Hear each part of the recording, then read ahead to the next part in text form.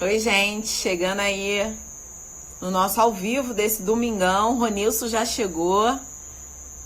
E aí, gente, como é que vocês estão? Depois que a gente vê essa loucura todinha com a questão do coronavírus, mais esse presidente que mais uma vez faz uma demonstração completa de racionalidade, mas também de cara de pau, né? Que no final das contas é isso.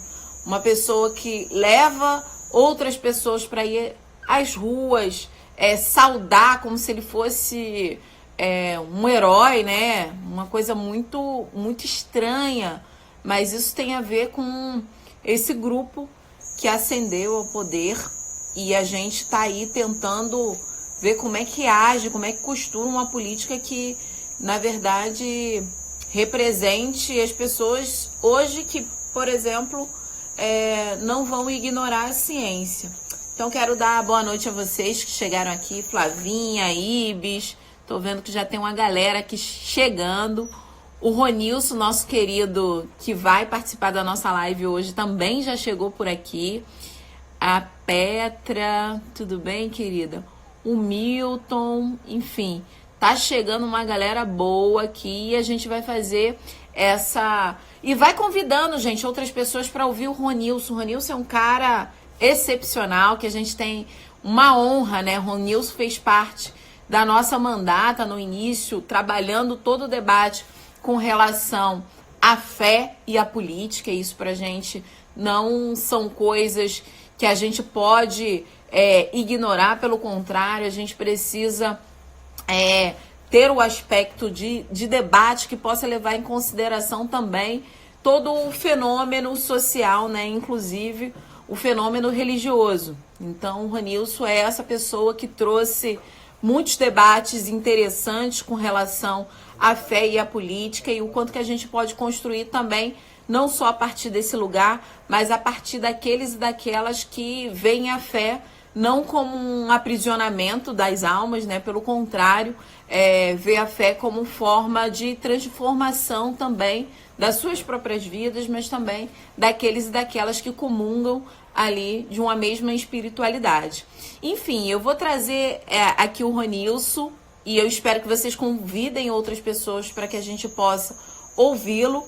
E também vai comentando, vai perguntando aqui na live que a gente vai respondendo na medida do possível. Tá combinado assim?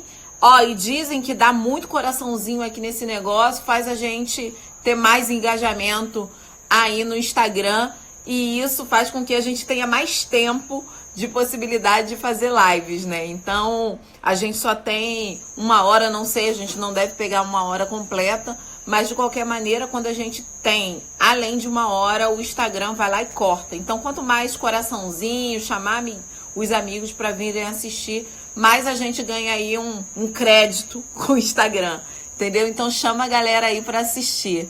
Vou convidar o Ronilson agora. O Ronilson já... É só você aceitar o convite para a gente começar o nosso bate-papo. Papo que a gente deve levar também. Olha o Ronilson chegando, gente. E aí, querido, E aí, que quanto saudade! tempo? Caramba! Quanto tempo! Olha! Agora Verdade. te vendo, paizão do ano. É verdade. A grande transformação da vida.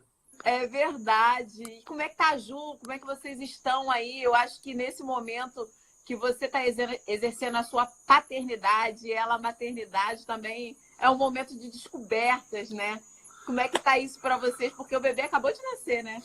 Acabou de nascer, vai fazer um mês, terça-feira, passa bem rápido pra gente. E é uma experiência incrível, né? Os dois, pais e mães de primeira viagem, então, por mais que a gente ouça, consulte, pergunte, a Juliana busca bastante informação o máximo possível.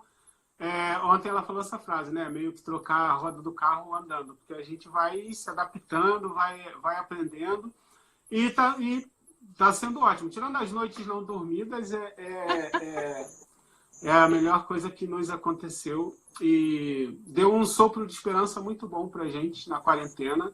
A Olivia transformou a nossa quarentena, está sendo muito bom cuidar dela durante essa quarentena. E é isso, tem sido uma experiência incrível mesmo. Até pelo contexto, né? Eu acho que é um contexto tão difícil, um contexto tão raro. A gente estava conversando sobre isso ontem, né? Que a Olivia nasceu, a gente soube de mais alguns casais de amigos, que outras crianças nasceram e tal. Inclusive um casal que era vizinho, né, de prédio, no prédio onde nós morávamos, que nasceu quase na mesma semana. E aí a gente ficou conversando, né, que a Olivia está fazendo parte de uma geração que pode completar um ano sem sair de casa, né? Sem poder ver além das paredes do apartamento, sem passear num parque. A gente espera que não seja isso, espera que tudo passe, mas é muito surreal você imaginar que você não tem previsão de sair de casa por um contexto tão assustador. Mas nós construímos um ambiente de experiência muito transformador, renovador para a gente, na verdade. Ai, que bom! Está sendo muito bom. E ela está muito linda, muito esperta. Vou ver se até o final eu consigo mostrar ela para vocês. Por favor! Tá show de bola. Mostre a Olivia pra gente depois da nossa live. Deixa um beijo já pra Ju. E, assim, o que a gente espera, né, com isso, né? Uma transformação que vem de dentro da sua própria casa, com essa pessoazinha que agora mais uma responsabilidade. Mas, de qualquer forma, Ronilson, quero te agradecer já por você topar esse papo com a gente aí, exercendo a sua paternidade no maior amor e ter concedido aí um tempo para conversar com a gente. A gente está aqui com muita gente da nossa equipe. Tem a Raquel, tem a Rayane, que já chegaram por aqui, Flavinha, enfim, essa galera que construiu com a gente a nossa mandata, né, Ronilson? Foi um período incrível e muito importante. Foi curto, né? Passou assim muito rápido, né, para mim. Mas foi muito intenso, aprendizado incrível, de pessoas incríveis. E acho que com contribuições incríveis também. Foi uma experiência muito boa. Sou muito grato a você, grato a Mandata pela experiência de produção, de história construída. Foi muito legal. É uma outra perspectiva, né, Ronilson? Eu tenho dito para a nossa galera que, enfim, não é um momento fácil, né? Nós que somos muito da rua, que somos muito da militância orgânica mesmo, junto com as outras pessoas, mas também de uma militância que é muito afetiva, né? Então, faz parte o abraço, faz parte o beijo, faz parte o estar junto fazendo. Então, para a gente é um desafio continuar tocando a Mandata nesse sentido, mas também a cada dia, a cada momento que a gente vê a construção coletiva que a gente faz na Mandata, a gente vai ver que faz sentido estar nesse lugar, né? Eu acho que buscar o sentido que tem uma Mandata como essa, num momento de pandemia global, em que as políticas públicas são essenciais para que a gente possa superar esse momento de crise global, também com os nossos vivos, né? Porque eu acho que tem uma diferenciação, uma linha muito tênue entre a vida e a morte nesse momento, entre aqueles que são escolhidos para continuarem vivendo e aqueles que são historicamente negligenciados por um processo não só de exclusão, mas um processo também que nega o acesso a saneamento básico, que nega o acesso à saúde pública, que nega o acesso à moradia digna, enfim, nesse campo todo que a gente está falando, ter uma Mandata como essa construindo, e por isso que eu te agradeço por ter construído com a gente, mesmo de longe, você dá a sua contribuição também para a nossa Mandata, nas reflexões que você traz. E aí a gente também queria ouvir um pouco de você, né, Ronilson? Você está aí nos Estados Unidos, era importante dar uma visão geral para a gente do que está acontecendo aí. As notícias que chegam para a gente são muito apavorantes, né? Enfim, onde a gente vê o limite da humanidade, né? O limite daquilo que a gente considera o mais aceitável. Então, tem muitas pessoas morrendo mundialmente, né? A gente já bateu aí os 150 milhões de pessoas, mil pessoas, né? O que isso traz para a gente de responsabilidade, né? Então, hoje, por exemplo, ver o Weintraub, né, o ministro da Educação, falando: não, vai morrer 40 mil pessoas e depois disso vai parar. Olha aqui o tamanho do problema que a gente tem, né? E a gente sabe quem são essas 40 mil pessoas, né? São as pessoas mais vulneráveis, são as pessoas negras, pobres, da favela e da periferia. Então, eu queria ouvir um pouco de você numa perspectiva também daqueles que estão morrendo, né? A gente chega a algumas notícias aqui, por exemplo, de Chicago, que tem uma população negra que é pequena no total, mas que é a maior população que está morrendo nesse momento. Então, a gente vê também o quanto que, em momentos de pandemia, o racismo estrutural também se coloca de maneira fatal, né? Bom, começando até por essa parte final, isso repercutiu muito rápido aqui nos Estados Unidos, porque eu acho que foi tão surpreendente quanto qualquer pessoa poderia imaginar, né?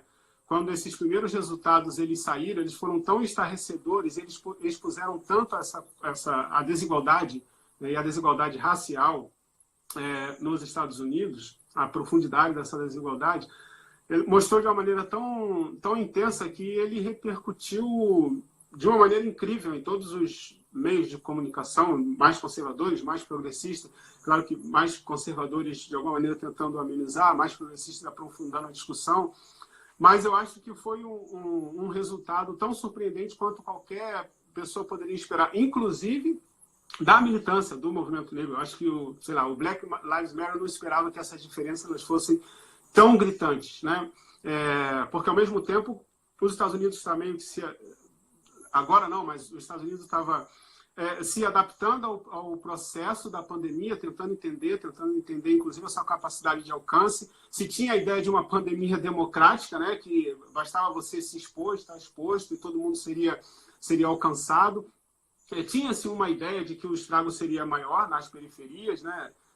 A gente quase não fala da periferia dos Estados Unidos, como se os Estados Unidos não tivessem periferia. A gente não tem esse imaginário no Brasil.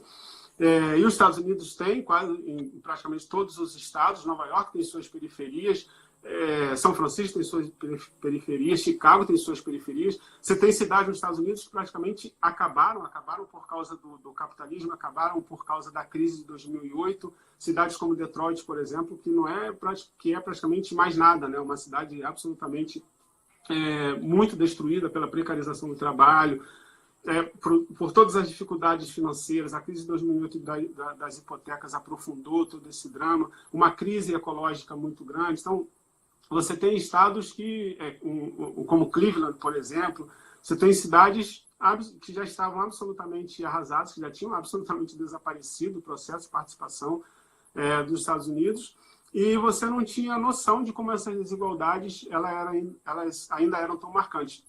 E quando o resultado dessa pesquisa veio, né, você falou de Chicago, mas você tem são quase 10 cidades ou mais cidades, porque a grande parte da imprensa divulgou, acho que tinham as diferenças mais gritantes, mas você tem diferenças em praticamente todos os estados, e as diferenças são muito grandes. Com esse diferencial, aqui a população negra não é a maioria, como no Brasil, e surpreendentemente a comunidade negra foi maioria, assim, estarrecedora em praticamente todos os estados. Então, e o recorte racial é um bom emblemático das desigualdades que os Estados Unidos, de alguma maneira, consegue muito mascarar como um país desenvolvido, como um país super avançado, como superpotência, e que mascara, inclusive, os seus lugares no ranking. Você tem muitos rankings entre os Estados Unidos. Se você coloca um ranking de 21 países desenvolvidos, tem vários que os Estados Unidos é o último, é o penúltimo. Mortalidade infantil, violência doméstica, violência contra a mulher, diferença entre ricos e pobres, a quantidade de pobres e miseráveis hoje é maior do que na década de 60, né, no contexto da segregação racial. Então, a pandemia expôs todos os limites, ou quase todos os limites, eu não quero imaginar nem se isso não é o limite, o que é o limite, de um país profundamente desigual, né, emblemático para o capitalismo, né, para o capital, e para a democracia, para as liberdades individuais, e absolutamente desigual, né, violentamente desigual. Então, Aqui a gente tem um cenário muito de terra arrasada. A pandemia se tornou um golpe muito forte nos americanos. Eu estava conversando isso com o Silvio Almeida. É como se fosse um 11 de setembro todo dia. Porque o americano sente isso no sentido da perda, né? Não é a perda dos pobres. Essa perda, a perda das enfermeiras, a perda dos médicos, as perdas da classe média. Essas perdas elas vão tocando muito no sentimento, no orgulho dos americanos, né? O que afeta uma guerra dos Estados Unidos fora dos Estados Unidos? É ele saber a quantidade de soldados que ele perde, né? Essa sensação de que eles são frágeis, ela é muito ruim. E eles não têm essa sensação desde o 11 de setembro, né? Com essa força. Então, para os Estados Unidos, isso tem sido um golpe muito forte. E isso, Nova York é uma cidade, né, muito cosmopolita, né? Acho que todo mundo está aqui. Mas se você pegar estados que tem aquele estado médio americano, como, sei lá, como Kentucky, como Michigan, talvez, ali as pessoas sentem toda essa profundidade, toda essa vulnerabilidade, sem saber exatamente o que fazer. E aí o que é interessante, né? Hoje eu até fiz uma postagem rápida sobre isso no Twitter. Parece que é meio combinado, né? Parece uma agenda do mal, porque tanto aqui quanto lá tem uma insistência sistemática do presidente. O Trump sistematicamente incita a sua base eleitoral, o seu grupo, que é um grupo pequeno, mas muito barulhento e muito violento, de resposta, de agressão, de hostilidade contra a quarentena e contra os governadores que acataram a quarentena, que mantêm a quarentena, como Nova York, né, como o prefeito de Nova York, por exemplo, o governador, nem tanto, embora ainda mantendo, mas como prefeito de Nova York, como essa base que é muito violenta, muito louca, e aí, como eu sei que a gente vai tocar nesse assunto também na perspectiva religiosa, também muito cristã, numa atitude quase que selvagem com relação à indiferença aos efeitos da pandemia. Quase que coincidentemente, essa semana você teve manifestações e carreatas e passeatas no Brasil. Quase que simultaneamente você teve manifestações iguais aqui nos Estados Unidos. Nesses estados, né? Nesse estado tem características muito interessantes, muito racistas, né? É o sul profundo, uma parte deles, né? Muito racistas, onde você tem uma ação da supremacia branca muito semelhante ao período da segregação, muito forte, né? Uma hostilidade, uma profundidade da violência racial muito forte. É exatamente essa base, né? Branca, cristã, apoiadoras do direito às armas, etc. Esse grupo que não, nem de longe é a maioria, mas muito violento, muito barulhento, tomou a decisão de ir sistematicamente às ruas, né, pressionar governadores. Né, o governador do Michigan, por exemplo, está super pressionado, a pressionar os governadores pelo fim da quarentena. Então, toda essa crise mostra uma coisa interessante, né? Querendo ou não querendo, por mais que se tente pintar de outra forma, eu acho que é um consenso dos limites aonde, sobretudo, o capitalismo não consegue chegar, não consegue dar conta. Esse é um ponto. E um outro ponto que eu acho que tem muito a ver com o Brasil e que eu acho que os Estados Unidos ajudou a sinalizar o quanto que nós pagamos pela falta do nosso compromisso, do reconhecimento do nosso legado escravocrata colonial, sabe? Esqueceu o quanto que esse gap que foi criado com a nossa herança a partir da escravidão, do período da escravidão, da escravização, o quanto que, em contextos como esses, a gente sente como essa dívida, como essa falta de reparação, como essa falta de essa incapacidade de levar a sério esse recorte, esse efeito da perspectiva racial, como isso custa caro em situações como essa, que expõe não apenas as nossas desigualdades, mas como as nossas desigualdades são tão violentas porque elas são herdeiras dessa desigualdade que foi construída e aprofundada lá atrás. Né? Exatamente. Eu acho que, Ronilson, quando você demonstra o quanto que as desigualdades sociais e a racial em específico nesse momento diz quem é que vai morrer nessa pandemia global, né? E aí foi muito importante você também tocar na questão religiosa nesse sentido, né? Porque são esses grupos, muitas vezes, que estão ignorando, né, a pandemia. Aqui no Brasil, você falou aí dessas, enfim, manifestações, aqui no Rio de Janeiro e no Brasil afora, muitas carreatas protagonizadas por líderes religiosos do fundamentalismo religioso. Então, isso, para a gente, é uma característica muito absurda da interseção entre fé e política, mas não da maneira que a gente vê como uma possibilidade real de construção de consciências. É o contrário, né? A construção da ignorância a partir da utilização da fé. Então, isso é muito preocupante. Inclusive, aliado a isso tudo, né? Essas manifestações também aqui, principalmente no Rio de Janeiro, acontece com muito respaldo das milícias, né? Então, que são esses grupos também que se utilizam do seu poder armado para, enfim, não só ameaçar, mas extorquir, né, os comerciantes. Então, para a milícia também é ruim a quarentena, é ruim o isolamento social, porque eles não têm como extorquir os comerciantes que pagam quase que diariamente uma quantia para que o seu estabelecimento não seja, enfim, vítima ali de algum ato violento que a gente já sabe muito bem como agem, né? Então, como é que você vê isso, assim, essa construção desse fundamentalismo religioso colocado na base bolsonarista, né? E isso é importante dizer, porque quando o Bolsonaro ganha, ele traz esse grupo fundamentalista essencialmente para a construção de um consenso também em nome de uma suposta salvação, em nome de um suposto Deus, e isso é muito complicado. E eu gostaria que você falasse um pouquinho disso para a gente. Bom, a gente está vendo os vários limites, né, e a violência dessas aproximações. Primeiro, que eu acho interessante é que as coisas se tornaram, eu acho que tão loucas e tão absurdas, que eu acho que uma coisa são esses líderes que abraçaram, mergulharam de cabeça no projeto bolsonarista, né?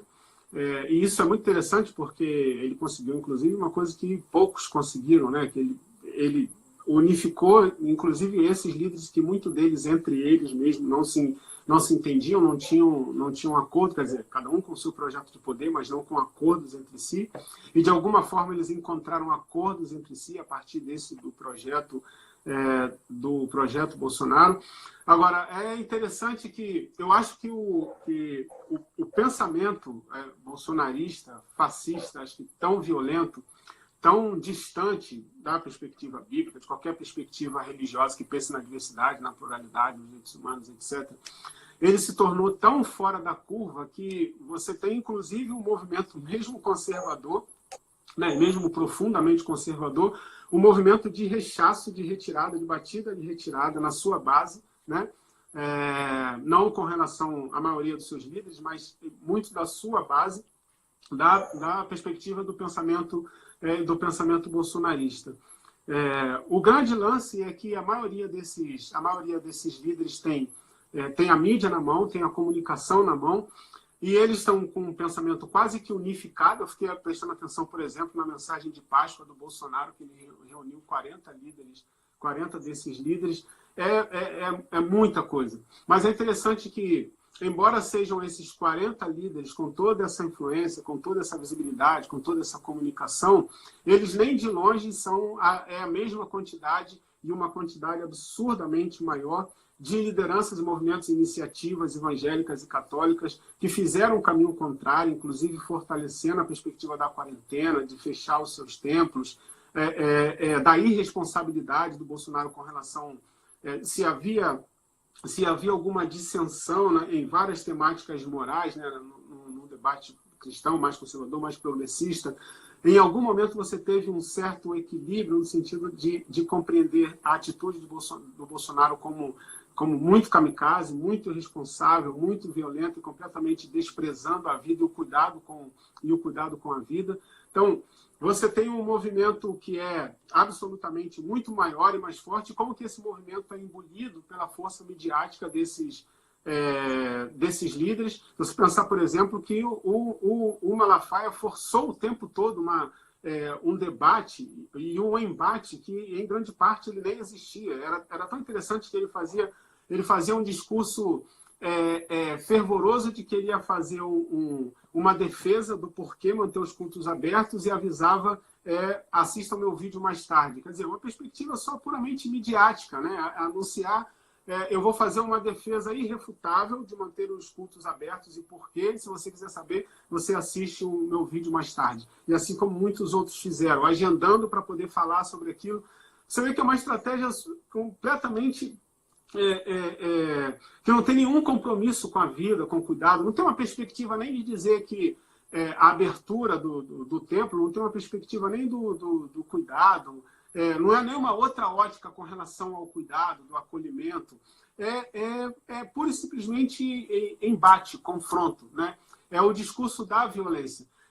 E aí eu acho que a gente também tem que fazer algumas escolhas, a gente que eu digo dentro do campo, acho que essa escolha dentro do campo evangélico, porque a gente tem referenciais o suficiente para fazer algumas escolhas de perspectiva e de compreensão bíblica, de compreensão religiosa. Isso é possível. Eu acho que se você tem um embate, se você tem um confronto, se você está diante de uma dúvida, e se você escolhe nessa dúvida fazer a escolha que nitidamente, claramente, evidentemente, ela é uma escolha hostil, ela é uma escolha que vai violentar um outro grupo, ela é uma escolha que coloca um outro grupo em risco, ela é uma escolha que nega o reconhecimento de direito de socorros a outras pessoas. Você pode conscientemente fazer essa escolha de que essa escolha não é razoável, né? Então, eu acho, inclusive, que você tem um grande grupo que recorre ao recurso religioso e evangélico, mas que seria bolsonarista de qualquer maneira se não fosse religioso e evangélico, né? Você tem igrejas hoje, que eu vou tentar me segurar para não citar nenhuma especificamente, mas, né, você tem igrejas hoje que nitidamente, sobretudo igrejas na perspectiva da classe média, que você vê muita gente na periferia, inclusive subvertendo, ela não confronta o seu pastor diretamente, se a igreja tem que ficar aberta, ou se Bolsonaro tem razão, mas ela já entendeu que aquilo ali não cuida da sua comunidade, não cuida dos seus, não cuida da sua família.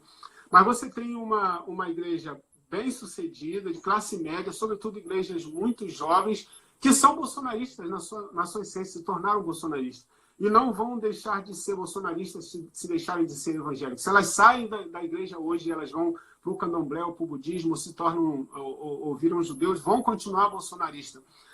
Então, e recorre ao discurso religioso para poder sustentar essa adesão que não tem absolutamente sentido nenhum. Então, talvez o nosso grande desafio, talvez o desafio do campo mais progressista, do campo que de alguma maneira entende o evangelho, ou entende a religião como alguma perspectiva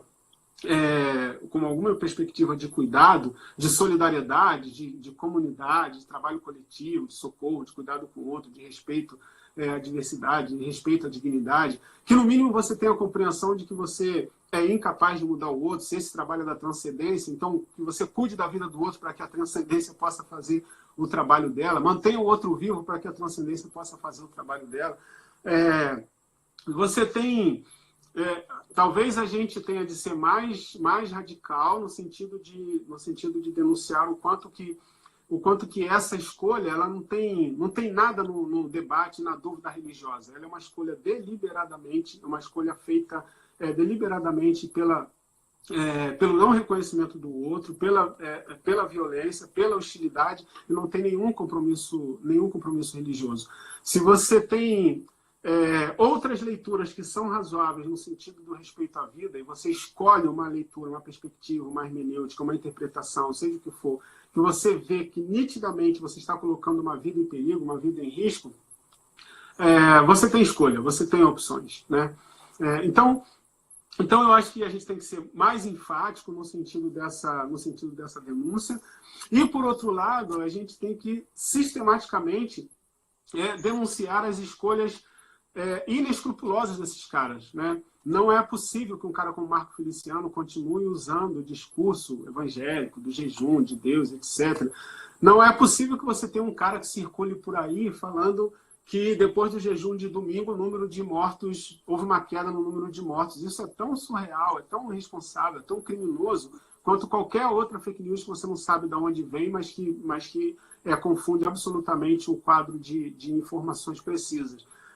Então, a gente tem que ser enfático, talvez mais enfático nesse sentido, inclusive de expor essa contradição, né? de expor essa escolha pela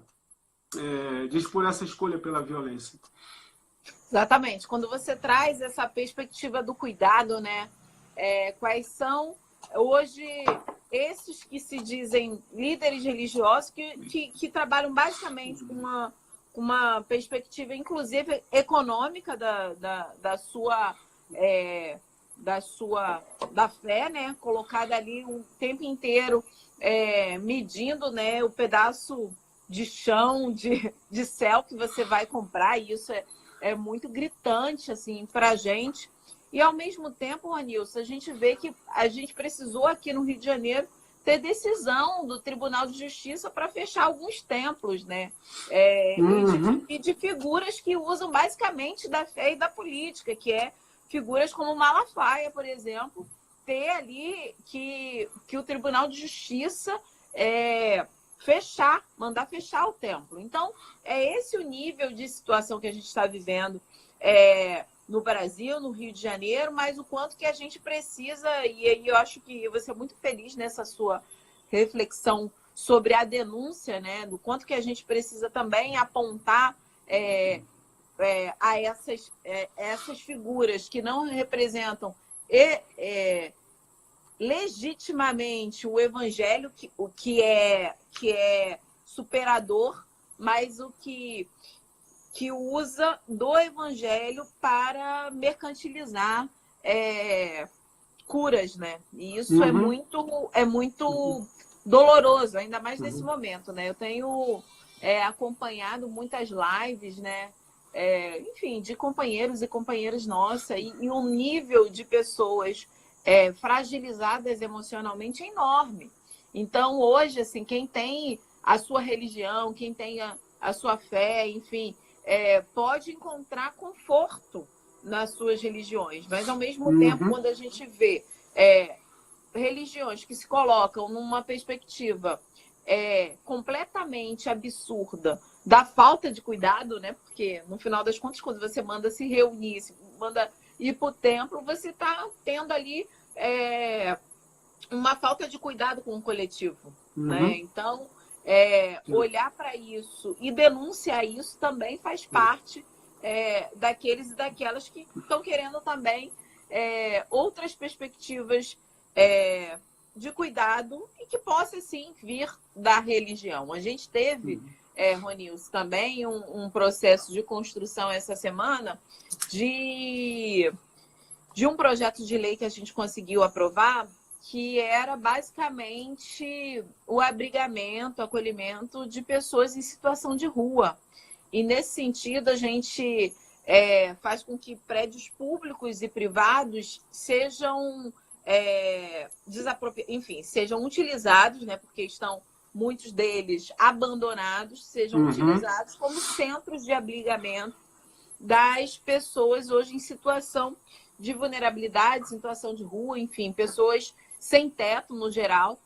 E houve uma tentativa justamente desse grupo bolsonarista, muito afinado com os fundamentalistas religiosos que estão dentro, que fosse um abrigamento sobre os cuidados das comunidades terapêuticas. Olha o problema que a gente teria, né, em colocar uma situação que é extremamente já delicada, exclusivamente para as comunidades terapêuticas, e não fortalecer, por exemplo, os processos que a gente precisa ter no Estado, não só de abrigamento e acolhimento, mas também de possibilidade real de construção de uma perspectiva de saúde pública.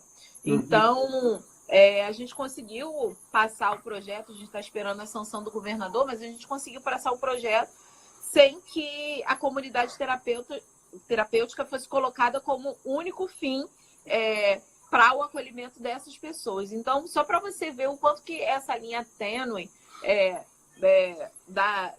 desse fundamentalismo religioso, eles trabalham em cada projeto de lei para transformar também essa construção mais fina entre a religião fundamentalista com as decisões políticas, né?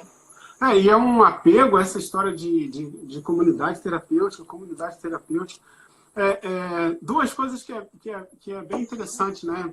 Primeiro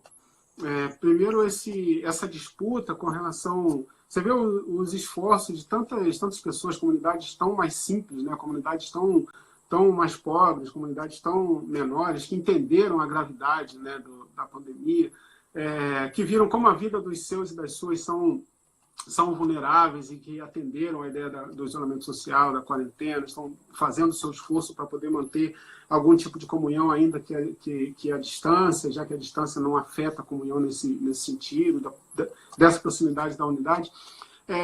E esse apego ao templo, o templo tem que ficar aberto, porque o templo... E é muito curioso, né? Eu gosto desse exemplo porque eu acho isso realmente muito curioso. Que é tão evidente, quando você olha nos evangelhos, você vê como Jesus não teve esse tipo de relação de apego ao templo, né? Qualquer pessoa que você perguntar para poder falar alguma grande história de Jesus que ele tenha ouvido, mesmo que ele nunca tenha lido a Bíblia, mas essas histórias são conhecidas. Qualquer uma que ele citar, dificilmente vai ter acontecido no templo, né? Elas sempre aconteceram na rua, nos montes, nas margens dos rios, nos mares. Jesus sempre próximo das pessoas, sempre acolhendo e cuidando de pessoas. E se tem uma coisa que o templo deveria se inspirar, é para isso, né? No sentido do cuidado.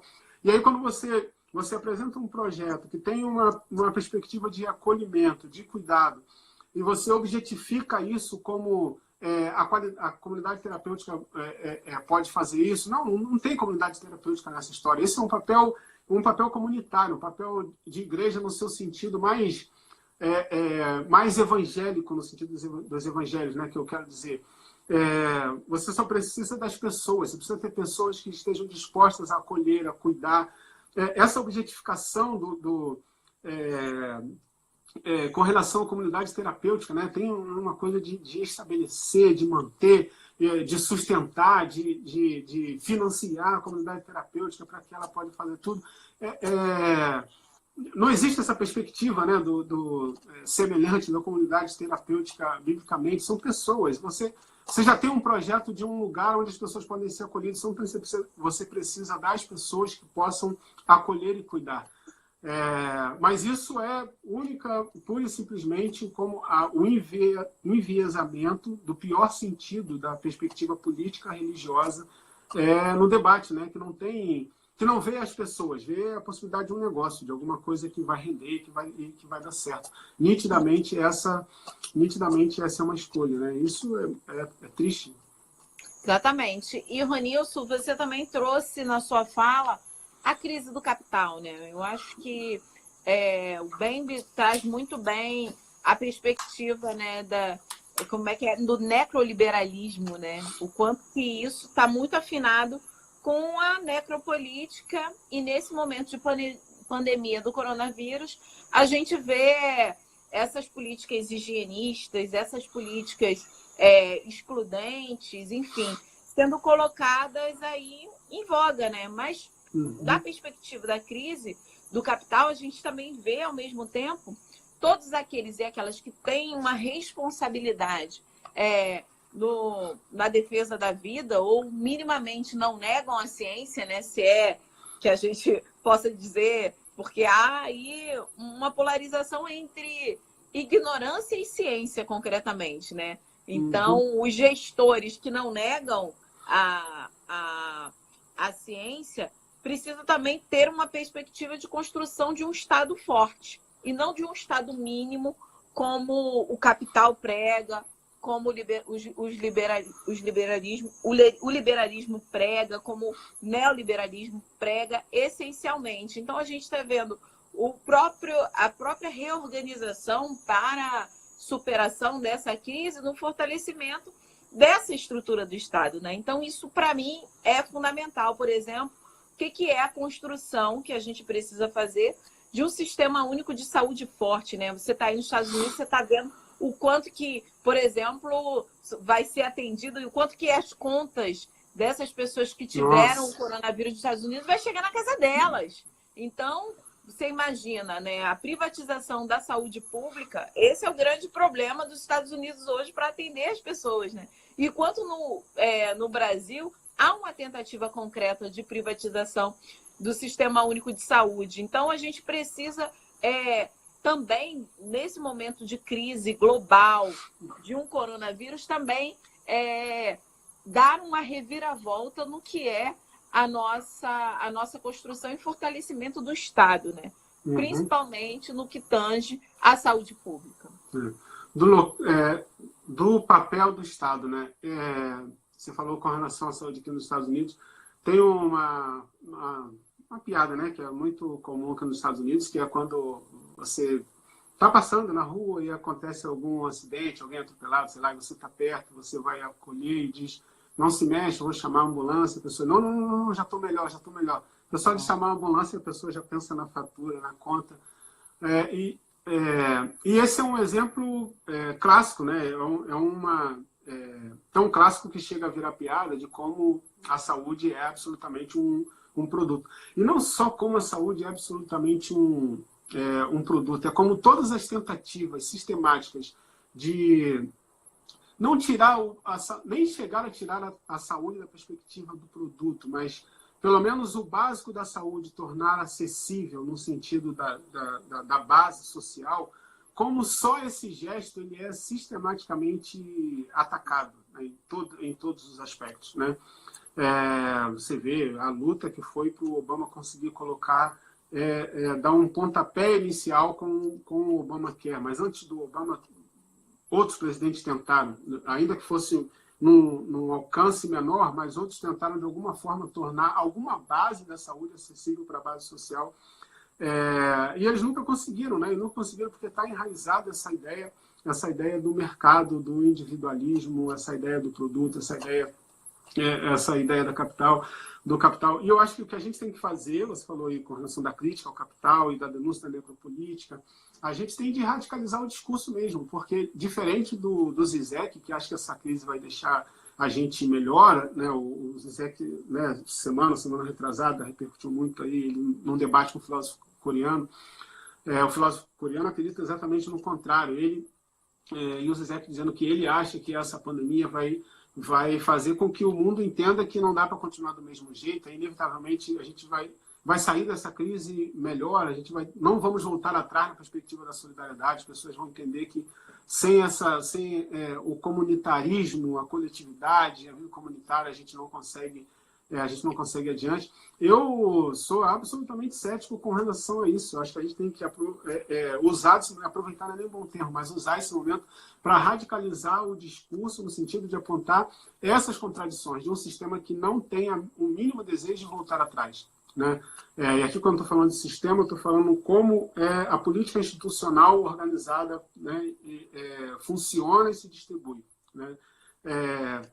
Esse sistema que não tem nenhum desejo de voltar atrás. E a pandemia expôs isso de uma maneira tão cruel e tão automática, né?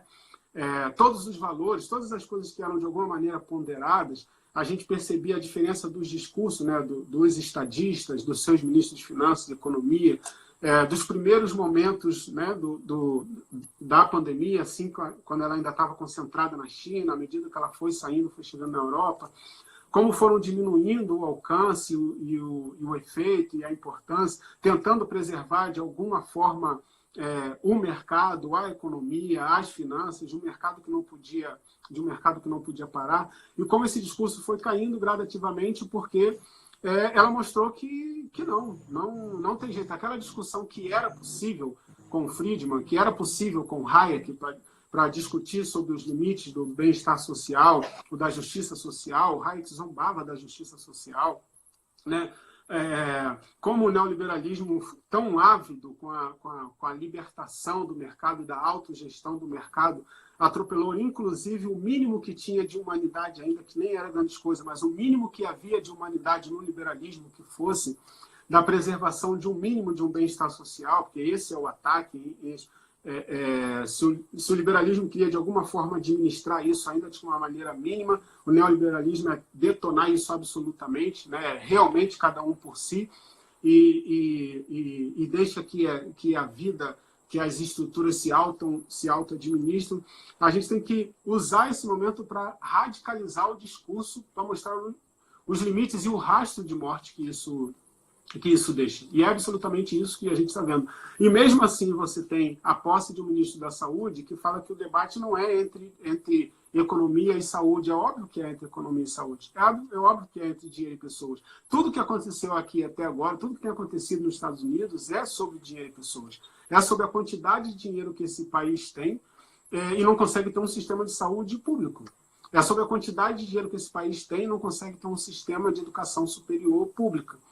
É sobre a quantidade de dinheiro que esse país tem e produz, e como você tem uma enorme quantidade de pessoas, tem mais de 140 milhões de pessoas no nível de pobreza, inclusive os imigrantes, que não querem sequer entrar no sistema formal, porque além dos riscos com relação à imigração, com relação aos seus custos sociais, o pouco que eles têm, eles perdem absolutamente, porque além de tudo você tem um sistema que, em 40 anos, diminuiu significativamente a taxação para as grandes riquezas e dos mais ricos e aumentou sistematicamente as taxações para as pessoas mais pobres, né? Classe média e classe média baixa.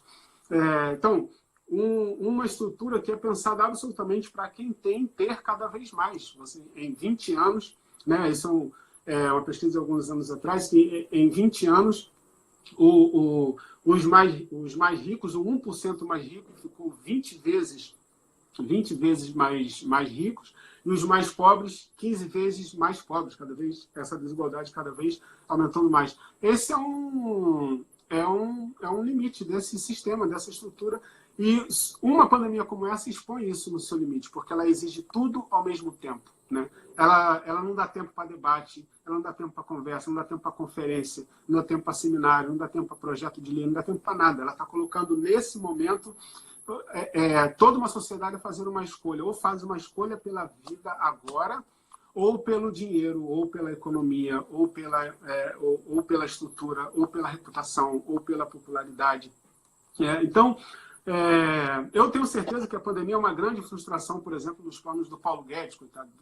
Esperou tanto tempo para ter essa oportunidade de colocar tudo que ele aprendeu com Milton Friedman na faculdade, na Universidade de Chicago, em prática. Quando ele finalmente consegue, uma pandemia vem e desaba tudo, porque nitidamente o que ele tinha em mente, que ele aprendeu com Friedman, não serve. Por que não serve? Porque não é mais de dinheiro que você está falando, você está falando de pessoas, de quantidade de mortes que vai dobrando, triplicando a cada dia, que você precisa responder.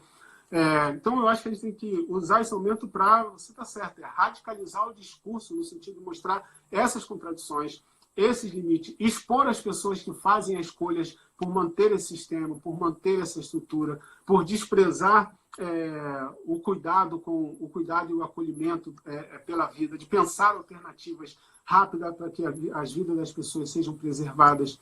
A gente tem que radicalizar o discurso. Nós estamos à beira de uma política de morte sistemática, né? É uma política de morte sistemática. O que é interessante, que em grande parte o que aplaca o impacto e o alcance dessa política não é a solidariedade, são os embates e as disputas de ego, inclusive no poder, né? Muitas das disputas de ego, de personalidade, de autoridade, de última palavra, entre eles mesmos, dos seus grupos, que faz com que essa política de morte ainda não seja maior, né? Porque uma forma de você ter algum outro tipo de adesão é você fazer alguma opção, né? Como a gente sabe, a gente tem um ministro que há 2 anos atrás tinha críticas profundas ao SUS e sai como um herói. né? É. De uma disputa que é entre eles mesmos. A gente não tem nem participação nisso. Então a gente tem que radicalizar o discurso no sentido de que nós estamos no limite, né? Exatamente. E que tudo tende a mostrar que vai ser muito pior do que a gente ainda está vendo, né? Exatamente. Estou vendo aqui a Isabel Mansur, nossa cientista política, comentando que o Zizek está errado, e eu acho que é importante é importante a gente falar que é isso, né? Essa apropriação dos sujeitos pelo capital está dada.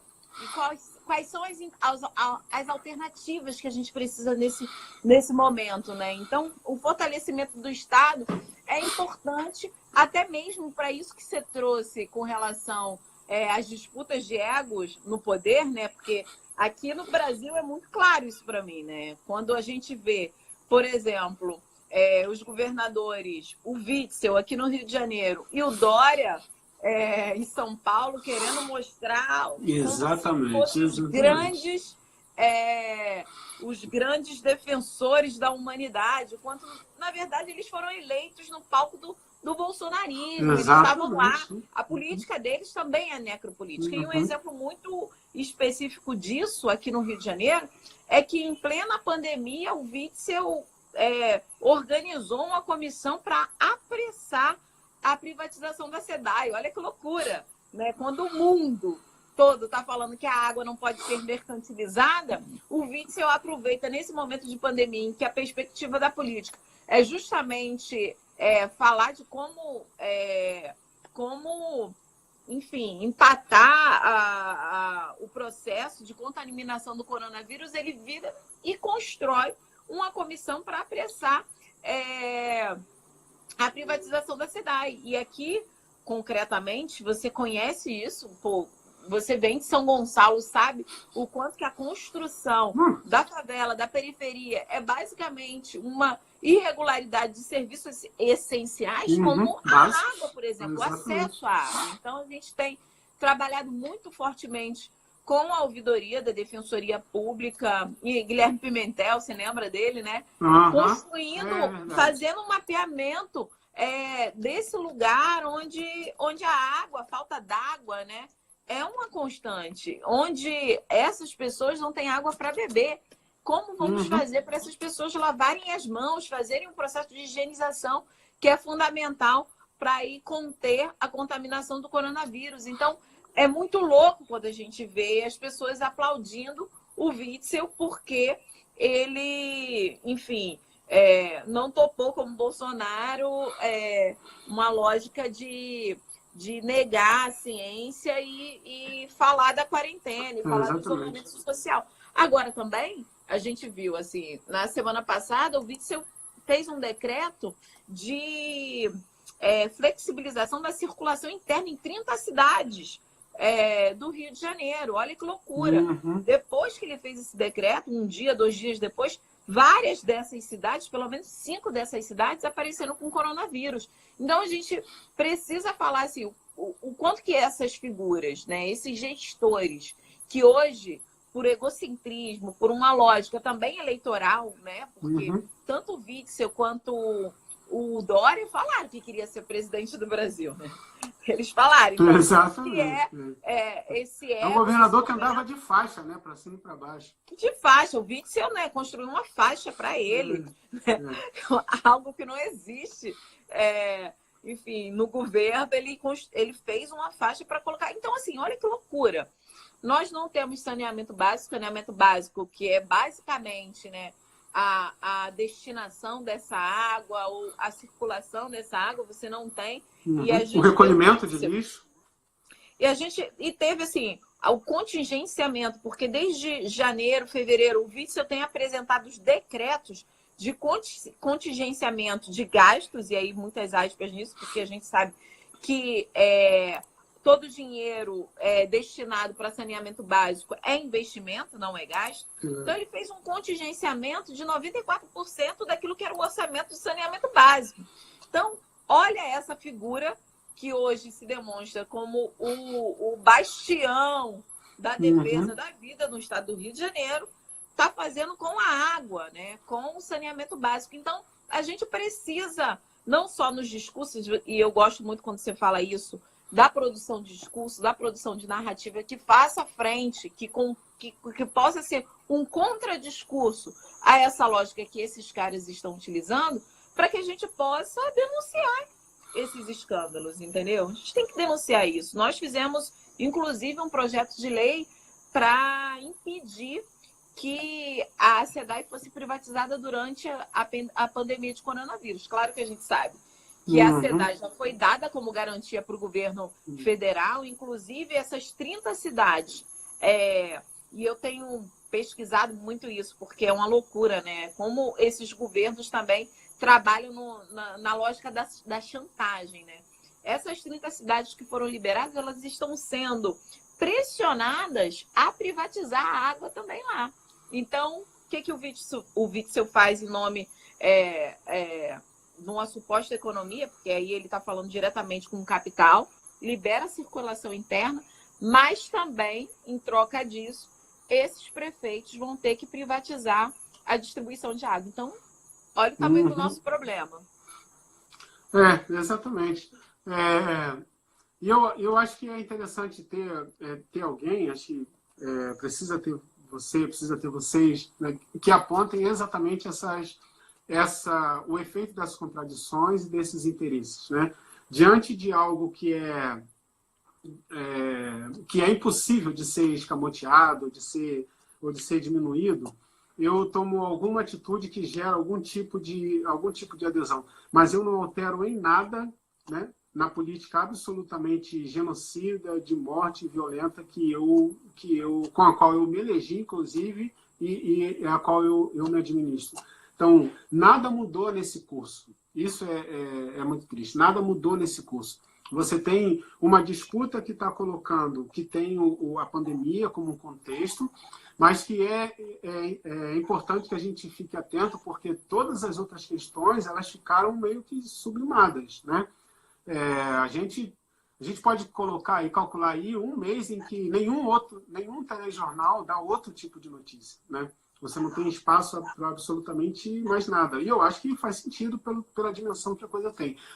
No entanto, nas questões locais, né, porque aí você está falando de uma crise global que, de alguma forma, os estados, as lideranças tentam se ajustar dentro de um debate que é internacional, de um debate mundial, né? Você tem aí quase que as duas ou três únicas topeiras no mundo que tem andado na contramão, mas todo mundo tentando acompanhar algum tipo de movimento coerente. Mas nas políticas locais, o que está sinalizado e assinado com a perspectiva da perda de direitos, da manutenção da violência e da repressão, né? Aonde isso pode ser, de alguma forma, diminuída pelo próprio contexto, né, da pandemia, quarentena, isolamento social, etc. Mas os aparelhos de repressão e violência, eles continuam ali, mantidos, prontos para agirem a hora que for necessário. Então, essa política local, ela não mudou em absolutamente nada. Exatamente, e é importante, Ronilson, né, que a gente consiga colocar isso em evidência. Ronilson, desculpa te interromper, que está me dizendo aqui que tem 1 minuto e meio para a gente terminar essa live. Já está dando 1 hora, olha isso, é muito rápido, eu acabei de perder o tempo aqui, então quero te agradecer. Foi bom a gente você ter falado dessa perspectiva da fé, da política, legal. Essa perspectiva também dos lobos em pele de cordeiro, né, para a gente utilizar aí um termo também religioso. Mas eu queria que você já fosse se despedindo, para que a gente possa perder aí esses 50 segundos que nos restam, e agradecendo a galera que ficou aí com a gente até agora. Obrigada mesmo. Não, eu que agradeço, foi muito prazeroso ter essa conversa. Conversa de amigos é assim, né? Passa tão rápido, você não está nem num diálogo, é uma coisa meio... Você está trocando uma ideia. Então, eu sou muito grato. E reforçar, né, esse esforço, essa necessidade, sobretudo, de caminhar com o nosso povo, né, com a comunidade, com a periferia, fazer a nossa galera da batalha do dia a dia compreender o máximo possível, né, essas dimensões da macropolítica que envolve a vida de cada uma delas que às vezes a gente não tem linguagem para poder filtrar, mas que a gente precisa para fazer com que as pessoas entendam. É isso. Valeu, Ronilson. Muito obrigada mesmo. Obrigada por quem ficou com a gente até agora. Dá um cheiro na Olivia, um beijo grande na Deixa Lu. comigo, Parabéns. tô com saudade. Valeu, a gente está morrendo de saudade também. Obrigada a todo mundo que ficou com a gente até agora. A gente vai deixar gravado, sim, essa aula que o Ronilson nos deu e que a